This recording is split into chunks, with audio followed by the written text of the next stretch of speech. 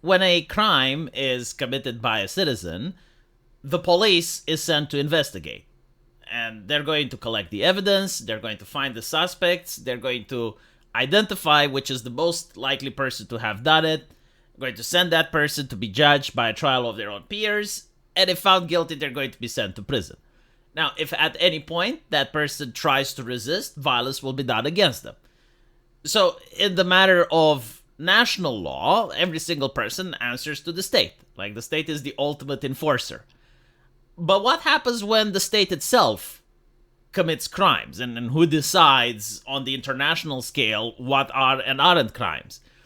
And after World War II, you have 124 countries banding together, writing various treaties about what can and can't be considered as a war crime.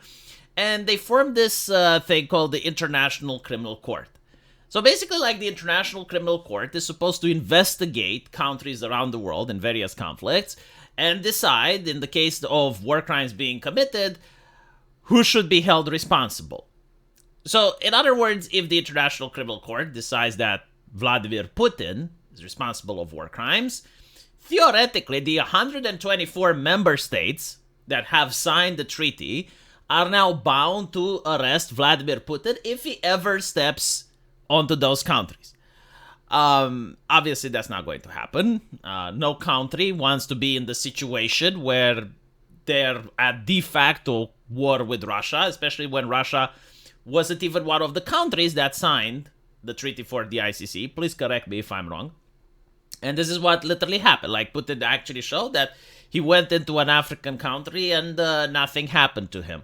And this is when I pointed out that, well, the ICC is a paper tiger. It's just like used to create propaganda. In reality, you're not going to have a small African country arresting Vladimir Putin. No matter how evil the man may be, no matter even if he is committing war crimes on a daily basis, no small African country is going to be interested in being at war with the Russian Federation.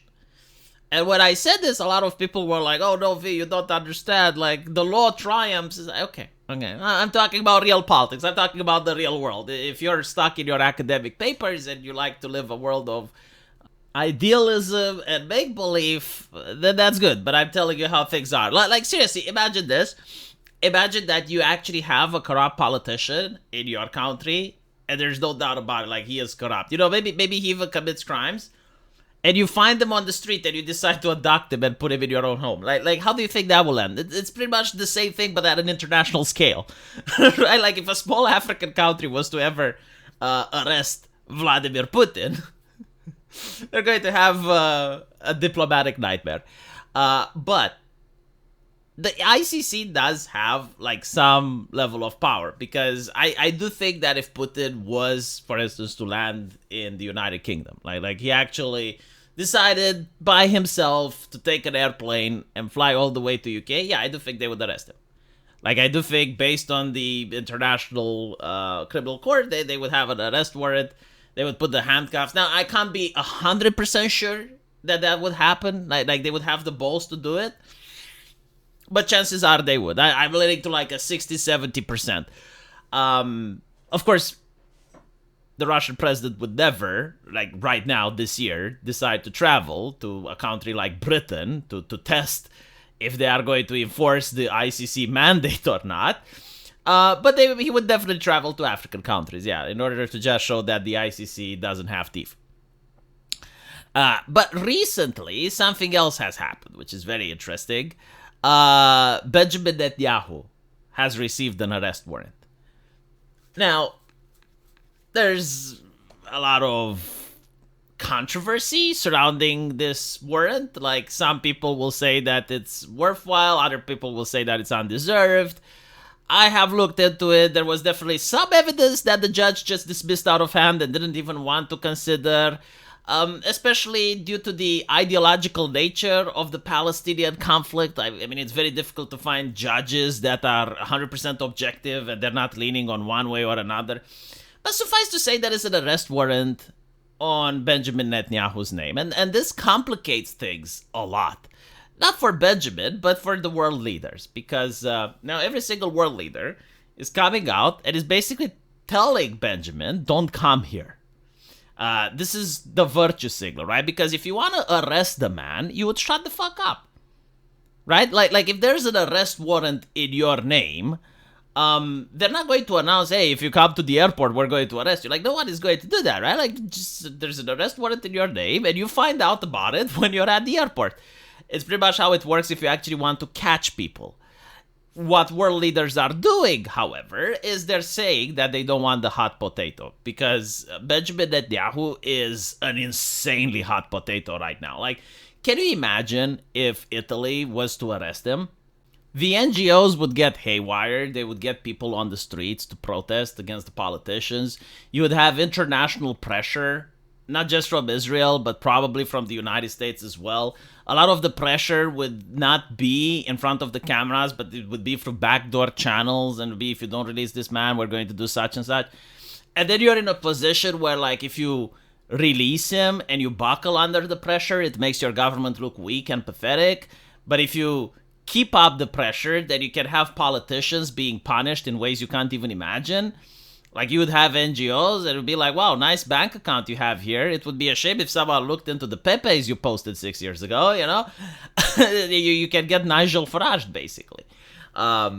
There's like a reason why literally no one wants to arrest Benjamin Netanyahu. So what they're doing is they're going in front of the cameras and they're like, oh yes, of course we would follow the ICC mandate. Obviously, hey, Benny, don't come here. Don't come here, Benny. And the reason for this is that there are many events which may require the presence of Benny. Like, there are events surrounding global warming, environmentalist issues, right? There are events surrounding the economy, so on and so forth, where Israel is invited. And the idea is like, hey, don't send the prime minister. Can he not be busy during that time? Can you not send someone else, right? Just send your foreign minister. Just send anyone, just not Benny, because like we got the warrant on his name. We don't want to actually go through the right.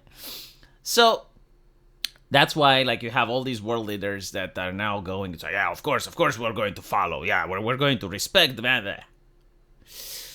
But Germany, no, Germany is quite different. Now, the thing with Germany, this is why I found it absolutely adorable. They're not saying that they disagree with the warrant. They're not saying that they disagree with what's written there. They're not saying that they disagree with the accusation. They're not even involved into any of that.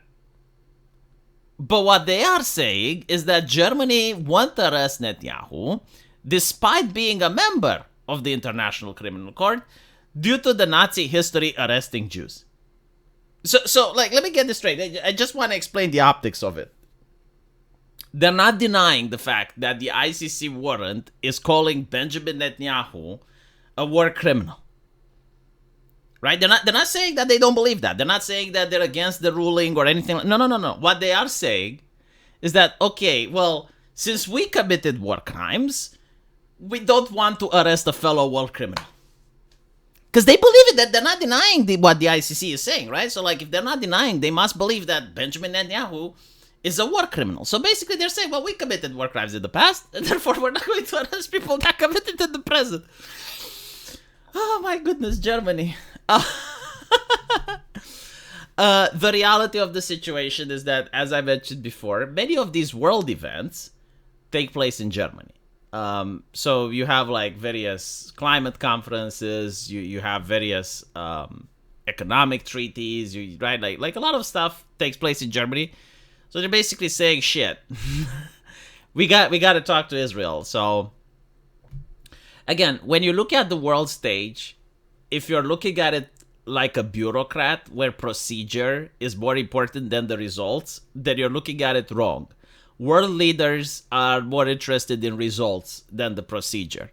And they're like, okay, well, do I want to arrest Benjamin Netanyahu? I mean, technically I should, because I signed a treaty, and I'm obligated by the treaty to follow the decisions of the ICC. but my political career is going to suffer. It's going to be bad for the nation. I don't want to go through the hassle, so I'll just, diplomatically go on television and tell him not to come here. Like, don't find out, I don't want to fuck around. You don't want to find out. That's pretty much what's happening. Again, if they actually wanted to arrest him, they wouldn't say anything. Like, if they wanted to arrest him and they're asked by the interviewer or something, they would be like, well, who knows? Who knows? Let's find out. Like something like that. No, it would be like, well, this is a question that we're not willing to answer. It's kind of like how the United States does with Taiwan. Every single time a reporter asks, is America going to intervene on the side of Taiwan against China? And they're like crickets. Like, no, they're keeping the policy ambiguous. So that's how they would do it. But anyway, really bad optics from Germany, as usual. They couldn't even come up with like a better excuse than this. I mean, they should just say, well, no, we don't believe the international warrant. But the thing is, I know why they can't do it, actually. No, never mind. They had protesters on the streets on behalf of Palestine. Like, they have a strong, respectable Muslim population in Germany. So they cannot just come out and say, yeah, we don't agree with the ICC. No, because then you would have like more people on the streets. So what they're doing is like, oh yeah, I mean, our history with arresting Jewish people. I mean, we can't do it.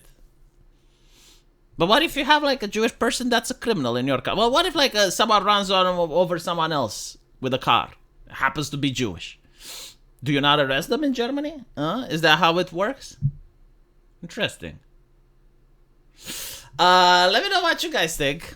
Right, that's what they say, right? Like, hold on. Am I not reading it correctly? Want to arrest Netanyahu despite ICC membership due to Nazi history of arresting Jews. Right, so like, if you're a Jewish person and you commit a crime in Germany, according to the AF Post, you wouldn't get arrested. Am I not following correctly? Am I missing something? Interesting. Very interesting. Let me know what you think.